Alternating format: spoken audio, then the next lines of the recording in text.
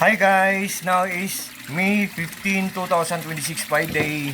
As you can see guys, sa video kong to, i-flex ko ang aking mga pets, mga koi fishes guys. Oh. Kasi nandito ako sa koi fish pond ko ngayon bago lang ako nagpapakain ng dinner Manila. Oh, ito po ang mga koi fishes ko. Yan. At ito po ang pond ko guys. Oh. Maliit lang. Simple, small, but terrible. Yan. Maliit lang siya guys. At saka ito ang filtration system ko, pinaglas ko para magandang tingnan, pinawilding ko para maghang para mas lalong magandang tingnan. But honestly guys, medyo maganda din ang presyo sa pagpapagawa namin ito. I'm just joking guys, I'm just only kidding. So, tingnan nyo ang mga pets ko guys, mga koi fishes. At guys, sa video kong to, ipiplex ko ngayon ang nagbibigay ng bubble sa pond natin, ang aerator pump ko. Wait guys ha. Kasi guys, ang aerator pump ko, ang lakas-lakas niya, pero matipid lang siyang kumain ng kuryente. Good pa ang kanyang quality. Tapos mura lang siya.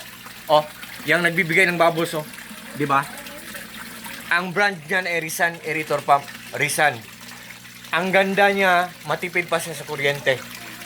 Kasi meron kaming solar power system setup, guys. Wait, guys, ha. I-zoom natin, guys, ha. Ang solar power system setup namin, may monitoring. Nalalaman ko o namomonitor ko kung matipid lang siyang kumain ng kuryente or kung good ang kanyang quality. Kahit cellphone guys, nalalaman ko kung matipid lang silang kumain ng kuryente or good ang kanyang quality. Yan.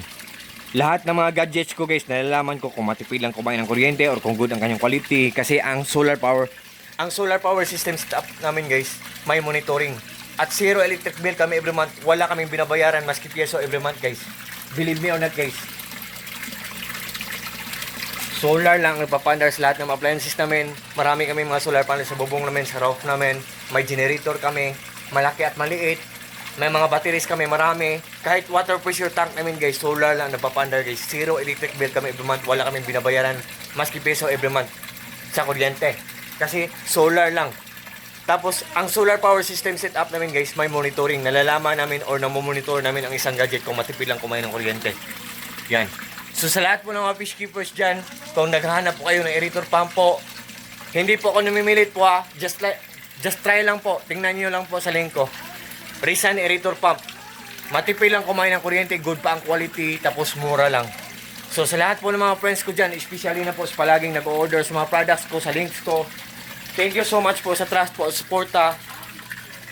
Ingat po tayo palagi. Peace. Bye-bye. Good evening. Happy fish keeping. God bless po sa ating lahat or God bless us all. And that's all.